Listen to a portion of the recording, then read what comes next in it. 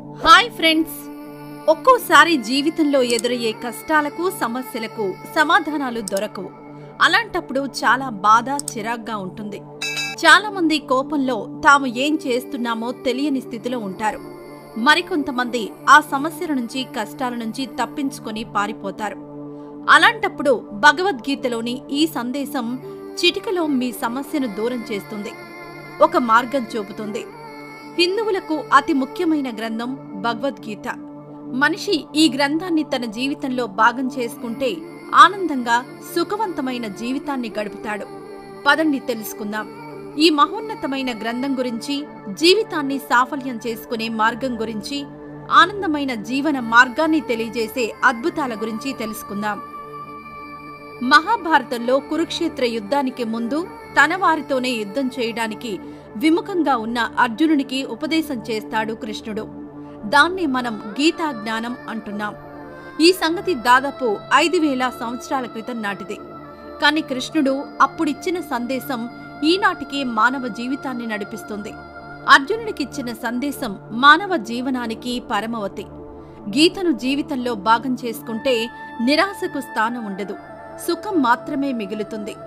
గీతలోని ప్రముఖ విషయాల్ని విశ్లేషించి తెలుసుకుందాం. 1. ఆత్మకు అంతం లేదు, శరీరం నశ్వరమైంది.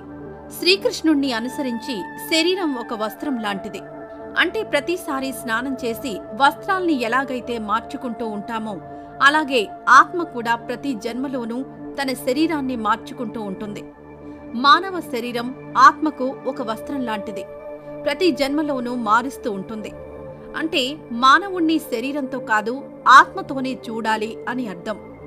ఎవరైతే శరీరాన్ని చూసి మోహిస్తారో, మానవ జన్మ ఆవశ్యకతను మర్చిపోయి తమ శరీరాన్ని వేరే పనుల కోసం ఉపయోగిస్తారో వారికి గీతలోని సారాంశం ఒక పాఠం లాంటిది. మనం ఇక్కడ ఒక్క విషయం అర్థం చేసుకోవాలి. శరీరాన్ని కాకుండా ఆత్మ రూపాన్ని గౌరవిస్తే మోక్షానికి దారి తెలుస్తుంది. 2. మృత్యువే సత్యం. కురుక్షేత్రంలో అర్జునుడికి శ్రీకృష్ణుడు చెప్పిన విషయంలో ఇది కూడా ముఖ్యమే.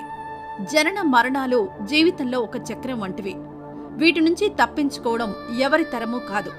ఈ క్రమంలో మృత్యువు సత్యమైంది, ఎవరు తప్పించలేనిది. పుట్టిన ప్రతి మనిషి ఏదో ఒకరోజు మరణించక తప్పదు. ఇది అందరూ గుర్తించవలసిన విషయం. అందరికీ తెలిసిన విషయమే అయినా మృత్యువుకి అందరూ భయపడతారు. అంటే మనిషి జీవితంలో నిజమైన సత్యాన్ని చూసి భయపడుతున్నాడు. దీని గురించి ఆలోచించి వర్తమానంలో ఉన్న సుఖాల్ని కూడా మర్చిపోతున్నాడు. అందుకే దేని గురించి భయపడకూడదు. చావు అనేది తప్పకుండా ఎప్పుడో ఒకప్పుడు అందరికీ వస్తుంది. భయపడ్డం వల్ల ఎటువంటి లాభం ఉండదు, కేవలం మూర్ఖత్వమే. 3. క్రోధం వల్ల మనిషి నాశనమవుతాడు. శ్రీకృష్ణుడు అర్జునుడికిచ్చిన సందేశం ప్రకారం క్రోధం వల్ల మనిషి భ్రమలోకి వెళ్తాడు. భ్రమ వల్ల బుద్ధి నశిస్తుంది. బుద్ధి లేకపోతే ఆలోచన ఉండదు, దానివల్ల మనిషి నాశనమవుతాడు. అందుకే మనిషి తన కోపాన్ని అదుపులో ఉంచుకోవాలి. క్రోధం వల్ల కలిగే భ్రమ, దానివల్ల వచ్చే కోపం మనిషికి ఎక్కువ నష్టమే కలుగుతుంది. కోపంలో మనిషి చెడు మార్గంలోకి వెళ్లిపోతాడు. మంచి చెడుల మధ్య తారతమ్యం మర్చిపోతాడు. ఎప్పుడూ మనిషి కోపాన్ని నిగ్రహించి శాంతంగా ఉండాలి. కోపంలో ఉన్నప్పుడు ఎటువంటి ముఖ్య నిర్ణయాలు తీసుకోకూడదు. ఆ సమయంలో తీసుకునే నిర్ణయాల వల్ల తీవ్ర పరిణామాలు చోటు చేసుకుంటాయి. 4. మనిషి తన కర్మలను వదిలించుకోలేడు. శ్రీకృష్ణుణ్ణి అనుసరించి మనిషి తన కర్మలను విడిచిపెట్టలేడు. అంటే మనిషి తను చేసే పని నుంచి పక్కకు రాకూడదు. జ్ఞానం ఉన్న మనుషులు మాత్రమే దీన్ని గ్రహిస్తారు. అంతేకాదు, జ్ఞానం పొందాలని అనుకున్నవారు మధ్యలో తమ మార్గాన్ని వదిలిపెడితే అటూ ఇటూ కాకుండా అయిపోతారు. మనిషి తన కర్మను వదిలించుకోలేడు, అలాగని నిష్కర్మగానూ ఉండలేడు. అలా యోగ నిష్ఠ కూడా సాధించలేడు. కేవలం కర్మ సాధన వల్లే సిద్ధి పొందుతాడు. 5. ప్రకృతి మనిషి చేసే కర్మకు సహాయపడుతుంది. ఏ మనిషైతే కర్మ నుంచి తప్పించుకోవాలని అనుకుంటూ ఉంటాడో అతను పైనుండి కర్మను వదిలిపెడతాడు, కాని మనసులో తటపటాయిస్తాడు. అంటే మనిషి ఆలోచన ఎలా ఉంటుందో అతని కర్మ కూడా అలాగే ఉంటుంది. 6. మనసుని అదుపులో ఉంచుకోవాలి. గీతాసారం మనిషి మనసుని నిగ్రహించి ఉంచుకోవాలని చెబుతోంది. మనసు నిగ్రహంగా లేకపోతే మనిషి గమనం అటూ ఇటూ ఊగుతుంది. వారికి వారే శత్రువులుగా మారతారు.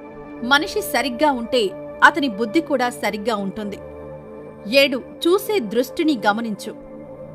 భగవద్గీతలో మనం ఏ విషయాన్ని ఎలా చూడాలి అనే దానిమీద కూడా బోధించారు శ్రీకృష్ణుడు.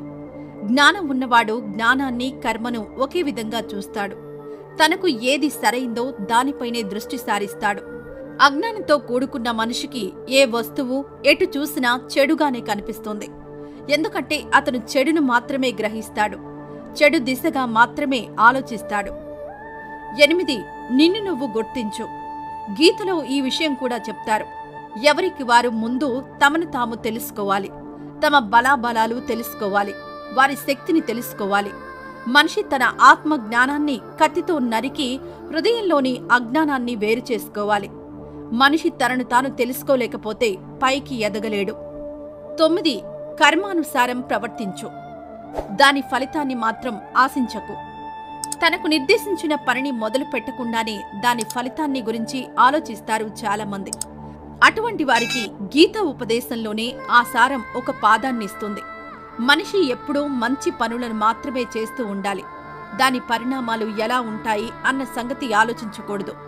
ఎందుకంటే కర్మ ఫలితం ఖచ్చితంగా మనిషిని చేరుతుంది. అందుకే ఫలితం యొక్క ఆలోచనల్ని మనసులోకి రానివ్వకూడదు. చేస్తున్న పని మీద ధ్యాస పెట్టాలి. అంతేకాని ఫలితం గురించి ఆలోచిస్తూ ఉంటే ఆ పనిని సక్రమంగా పూర్తి చేయలేరు. 10. ఇంద్రియాలు నిగ్రహించుకోగలిగితే కర్మను, జ్ఞానాన్ని నిగ్రహించుకున్నట్టే. సుఖదుఖంలో మనిషి మనసు ఒకేలాగా ప్రవర్తించదు. సుఖంగా ఉన్నప్పుడు ఎక్కువ ఆనందించడం, బాధలున్నప్పుడు ఎక్కువ బాధపడుతూ ఉండడం, సుఖదుఖాలు ఒకేలాగా చూసేవారిని యోగి అంటారు. మనిషి ఎప్పుడైతే సంసార సుఖాల్ని త్యాగం చేసి ప్రపంచ శాంతి కోసం పాటుపడుతూ అటువంటి కార్యక్రమాలు చేస్తూ ఉంటాడో అతను యోగ స్థితిలోనికి వెళ్తాడు. అటువంటి వారికి తమ మనసు మంచి మిత్రుడిగా మారుతుంది. మనసుని వశం చేసుకోలేని వారికి ఆ మనసే శత్రువుగా మారుతుంది.